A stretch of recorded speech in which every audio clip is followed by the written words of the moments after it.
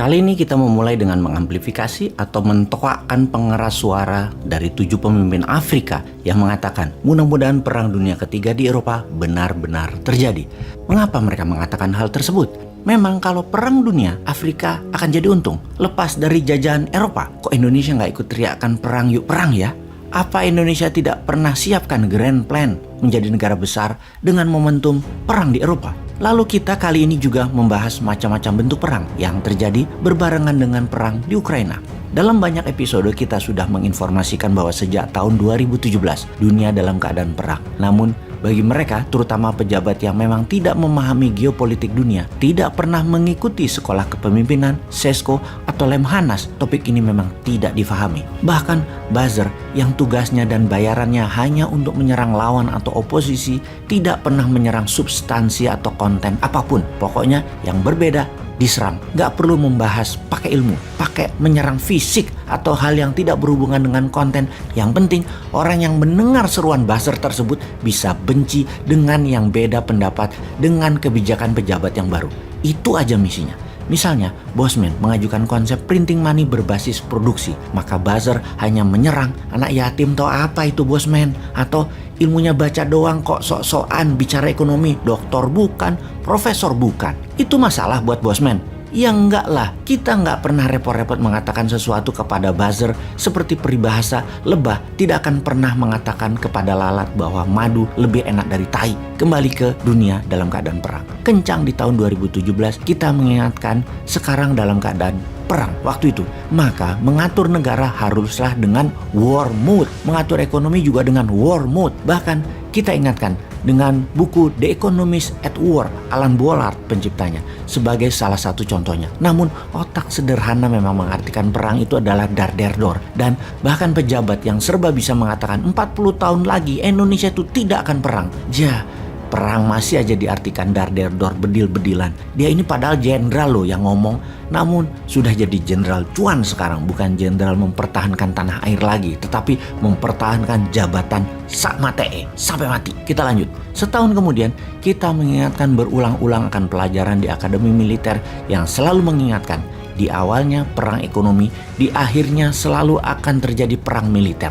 Sudah siapkah kita? Kemudian terjadi perang militer di tahun 2022. Namun ternyata masih juga dianggap perangnya ribuan kilometer dari Indonesia. Tenang, masih jauh. Begitu kira-kira. Nggak ngaruh buat kita. Jadi cuekin aja. Tetap urus proyek. Tetap kerja urus proyek. Apa benar nggak ngaruh? Bagaimana kalau kita menceritakan apa yang terjadi di Sri Lanka pada saat ini? Lanjut.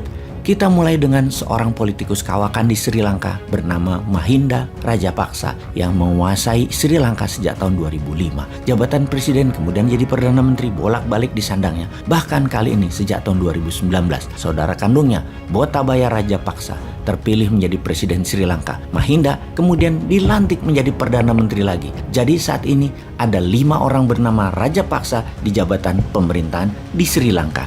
Kita ingatkan, di tahun 2014, Mahinda menandatangani sebuah kontrak pembiayaan proyek kerja sama dengan Tiongkok yang ketika sekarang mulai jatuh tempo, Sri Lanka kalah cash, nggak punya uang, bahkan sudah tidak bisa membeli kebutuhan harian warga Sri Lanka. Sri Lanka minta bantuan IMF, hanya dapat kurang dari $1 billion pinjamannya. Kemudian terpaksa meminta bantuan India, dan di sini India bermain dengan serius. Artinya, secara geopolitik, India dan Tiongkok sama-sama meminjamkan uang kepada Sri Lanka dengan tujuan yang sederhana, yaitu menjadikan Sri Lanka menjadi provinsi. Sekali lagi harus difahami, bukan provinsi dalam artian sebenarnya, dicaplok kayak Georgia, Chechnya, Crimea, dan Donbas oleh Rusia.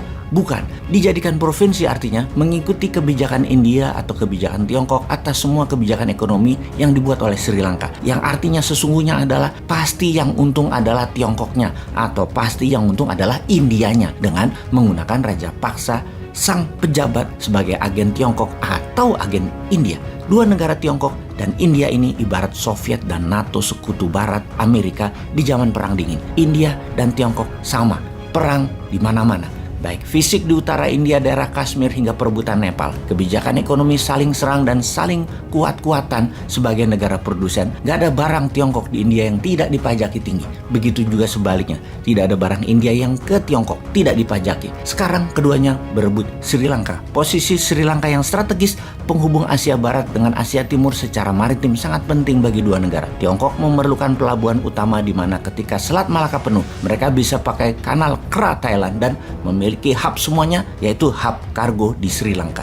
Demikian juga India yang menganggap Sri Lanka adalah buffer country, ibarat Ukraina di mata Rusia yang akan dicaplok NATO. Geostrategi kedua negara India dan Tiongkok memang matang. Namun sekarang Raja Paksa sedang ditekan oleh kebijakannya yang termakan oleh proyek dan uang Tiongkok, di mana tidak bisa membayar plus harga naik di dunia membuat bukan saja mahal barang-barang seperti bensin, minyak goreng, susu, tepung, beras, tetapi barang-barang tersebut langka, tidak ada, hilang.